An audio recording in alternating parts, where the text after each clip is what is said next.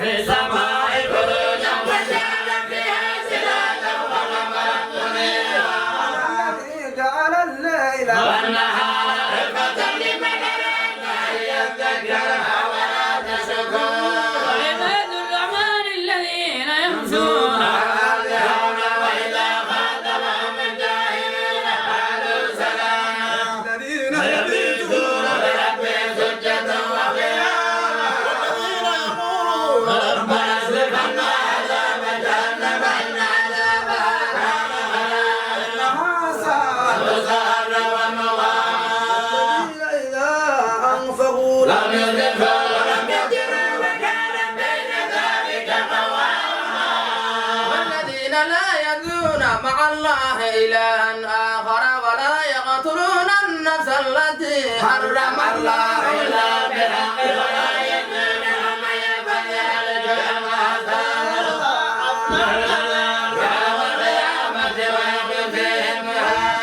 إلا من تاب وآمن وعمل عملا صالحا فأولئك يبدل الله سيئاتهم حسنات وكان الله غفورا رحيما وما تاب وعمل صالحا فإنه يتوب إلى الله فتابا والذين لا يشهدون الزور وإذا مروا باللغو مروا كراما والذين إذا ذكروا بآيات ربهم لم يخروا عليها صما وعميانا الذين يقولون ربنا هب لنا من أزواجنا وذريتنا قرة أعين واجعلنا للمتقين إماما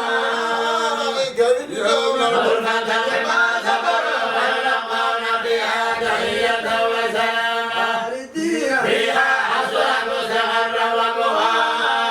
ما يعبأ بكم ربي لولا دعاؤكم فمن كذب فسوف يكون جزاء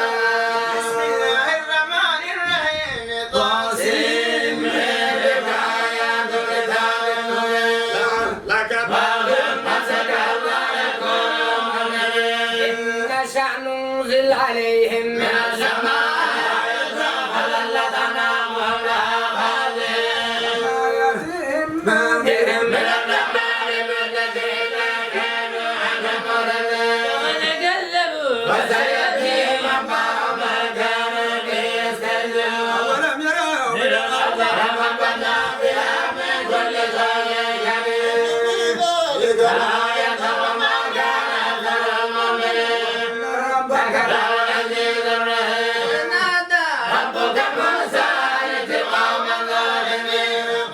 فرعون ألا يتقون قال ربي إني أخاف أن يكذبون ويبيغ صغيرا لا ينطلق لساني فأرسل إلى هارون علي ذنبا فأخاف أن يكون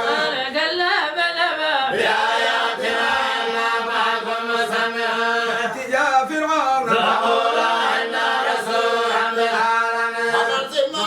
بني إسرائيل ربك فينا ولي